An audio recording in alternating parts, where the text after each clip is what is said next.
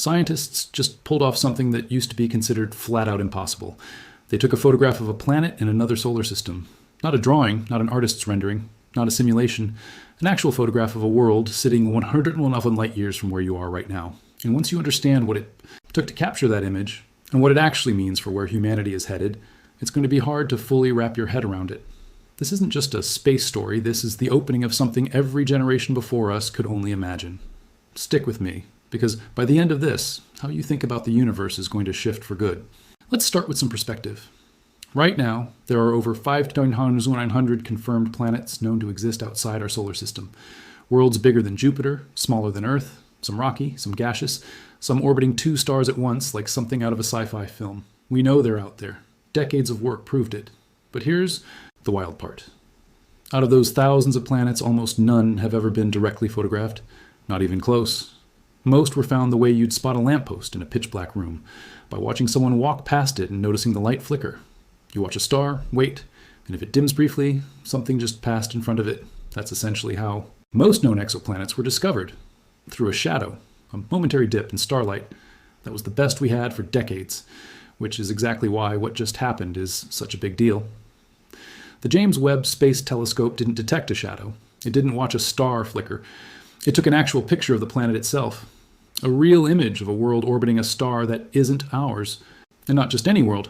This is now the lightest, smallest exoplanet ever directly captured in a photograph. That record just got completely rewritten.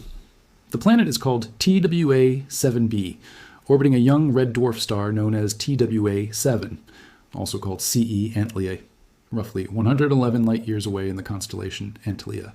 111 light-years.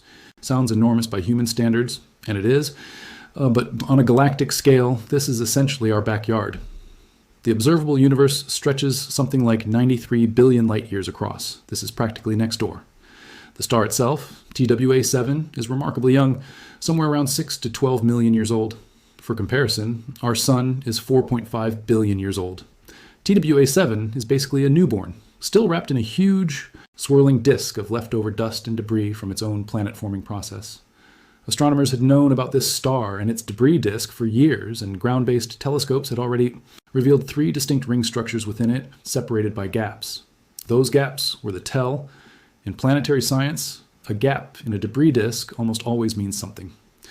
With real gravitational pull is clearing a lane through the material, like a cosmic lawnmower cutting a circle through the dust. For years, astronomers suspected a hidden planet was responsible.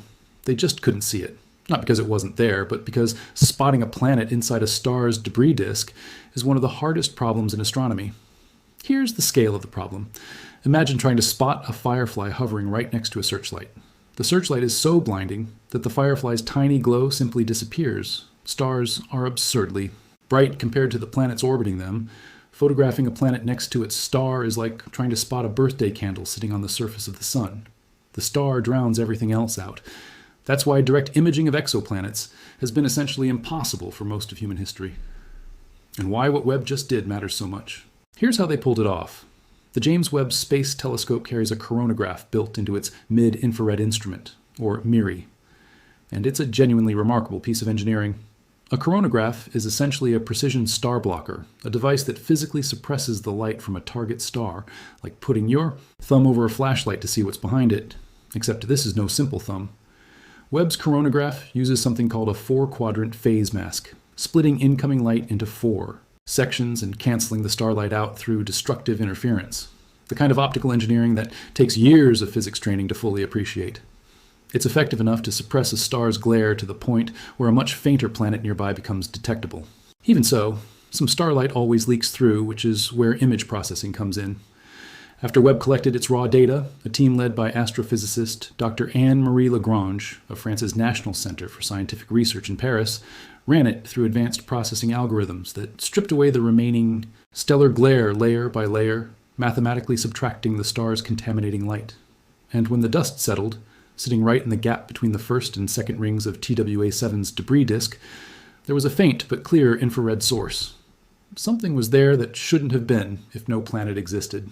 Webb first observed the TWA-7 system in June 2024, and that initial look already showed the faint object sitting exactly where the disk's gap was. But the team moved carefully. Science demands it. Could it be a background galaxy, something unrelated just happening to sit in the frame? They ran the numbers, the odds. That the infrared source was a background galaxy rather than a planet came out to about 0.34%, under a third of 1%. The evidence pointed overwhelmingly to a planet. Their results were published on June 25, 2025 in the journal Nature, and the astronomy world lit up almost instantly. Now, what actually is this planet? Because TWA7b is fascinating in its own right, not just as a discovery, but as an object. Its estimated mass comes in around 100 times that of Earth, roughly 0.3 times the mass of Jupiter, putting it in the same general ballpark as Saturn. That makes it a gas planet, not a rocky world, and not somewhere you'd ever want to visit. But the mass matters most for what it represents in the history of direct imaging. Every exoplanet ever directly photographed before TWA7b was significantly heavier. The previous lightest was about 10 times more massive than this one. 10 times. That's not a small step forward. It's a genuinely new category of planet we can now actually see. TWA7b orbits roughly 50 times farther from its star than Earth is from the Sun in our own solar system. That distance would put it out past Neptune in the cold outer reaches. And cold fits. Early analysis puts its temperature around 320 Kelvin, or roughly 47 minus, about 117 micromolar. That sounds warm, but for a planet still glowing, with leftover heat from its own formation, it's actually quite cool. A young world still radiating the energy of its birth from the dust and gas that once surrounded its star. A planet caught mid-formation, essentially. There's another reason this discovery matters scientifically. This is the first time a planet has ever been directly observed sitting inside a debris disk. Astronomers have long theorized that the ring structures and gaps seen in these disks are carved out by planets clearing material gravitationally, a cornerstone idea in planet formation theory that had never been directly confirmed. No one had ever looked at a gap and also seen the planet responsible for it, sitting right there. Until now. TWA7b sits exactly where a planet of its mass should sit to explain the structure of the disk around it. Direct observational proof of a theory that's been assumed for years. There's also an intriguing side note. Webb's data hints at a small cluster of dust-sharing TWA7b's orbital path, something astronomers are calling a possible Trojan disk, after the Trojan asteroids that share Jupiter's orbit in our own solar system. If confirmed, it would be the first time this phenomenon has ever been observed outside our solar system, a significant discovery layered on top of an already significant one. So why should any of this matter to you, watching from wherever you are, about a Saturn-mass planet orbiting a dim red dwarf 100 million light-years away in a constellation most people have never heard of? Here's why. Humanity has been chasing other worlds for centuries. Galileo pointed a crude telescope at the sky in the early 1600s, spotted Jupiter's moons, and realized not everything in the cosmos orbits Earth. Astronomers in the 1990s confirmed planets orbit other stars, and for decades after that we found thousands of them, one flicker of starlight at a time. Without ever actually seeing them, we were like detectives certain a suspect existed, but who'd never seen their face. What Webb has now shown is that we can see them, point a telescope at a nearby star, block its glare, and photograph the planet. Not some monster 4 times the size of Jupiter, practically a star in its own right, but a planet in the same size range as worlds in our own solar system. And if a Saturn-mass planet is photographable today, the obvious next question is, when do we photograph a smaller one?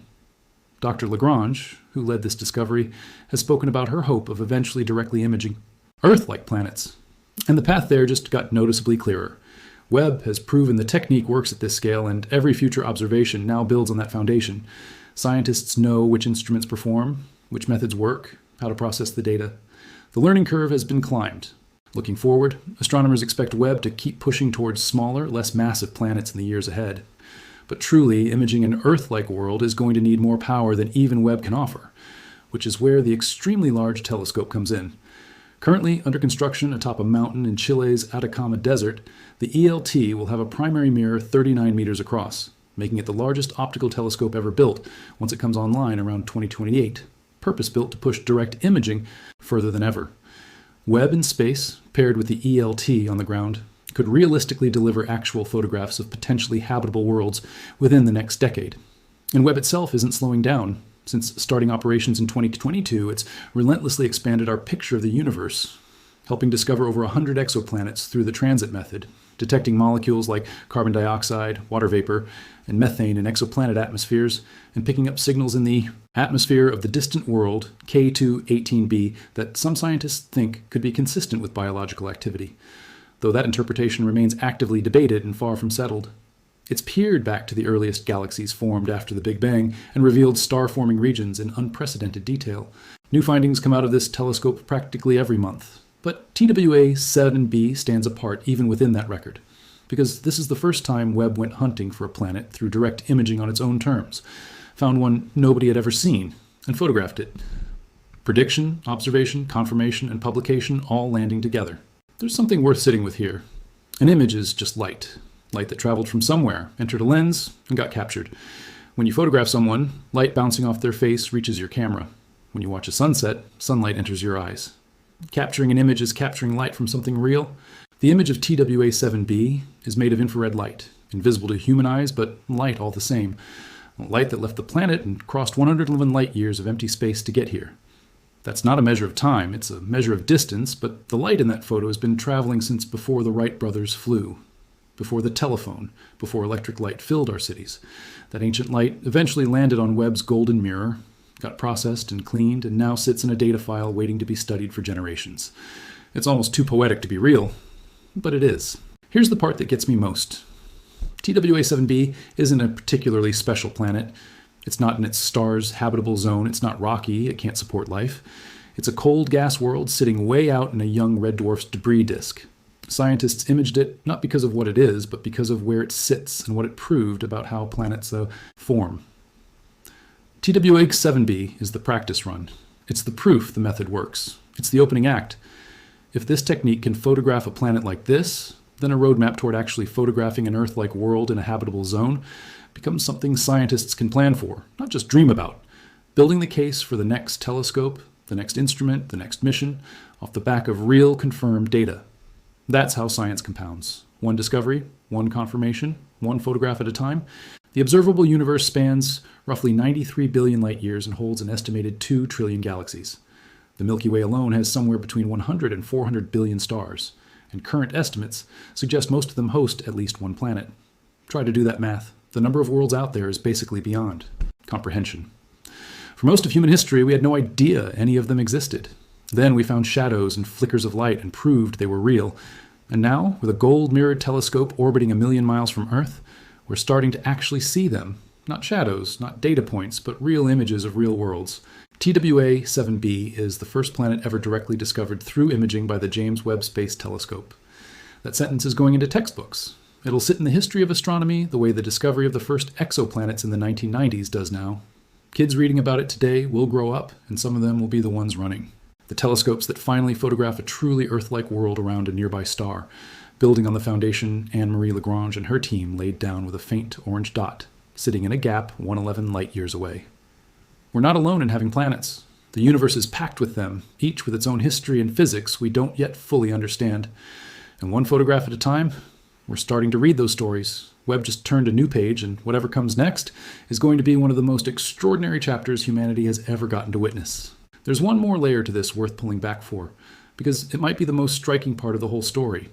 Every single time humanity has pointed a more powerful instrument at the sky, we've been stunned by what came back. When Galileo looked through his telescope in the early 1600s and saw Jupiter's moons, he shattered the era's assumption that everything orbited Earth. When Edwin Hubble used the 100-inch telescope at Mount Wilson in 1923, he proved the fuzzy smudges people had dismissed as nearby gas clouds were actually entire galaxies, each holding hundreds of billions of stars, each billions of light years away, instantly expanding the known size of the universe by a staggering margin. When the Hubble Space Telescope launched in 1990, it revealed that even patches of sky that looked completely empty from the ground were packed with thousands of galaxies, each more distant and ancient than the last. Every new telescope tells us the same thing. Reality is bigger and stranger than we thought. James Webb is doing it again right now in our own lifetime. Webb launched on Christmas Day 2021, spent 6 months unfolding its golden mirror and cooling its instruments, and released its first full-color science images in July 2022, images that broke the internet instantly. Stars forming inside nebulae, galaxy clusters bending the light of objects billions of light years behind them, the deepest infrared view of the universe ever captured, showing galaxies from when the cosmos was only a few 100 million years old. People who'd spent entire careers in astronomy were visibly moved looking at those first images. The telescope had blown past expectations, and it kept going.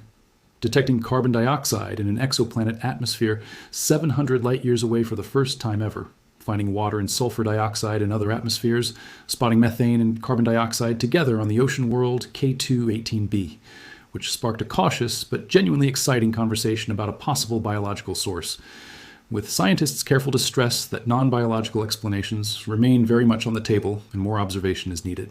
What Webb did with TWA-7b is a fundamentally different capability than any of that.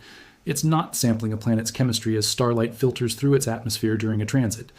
It's actually seeing the planet, its own light, glowing faintly in the infrared, sitting there in orbit. The gap between those two approaches is enormous. Transit spectroscopy tells you what chemicals might be present in an atmosphere. Direct imaging, what just happened here, tells you where a planet actually is, how it moves, and what it looks like as a distinct object in space. And crucially, direct imaging isn't limited to planets that happen to pass in front of their star from our point of view, which is most planets, since most never transit at all from our angle.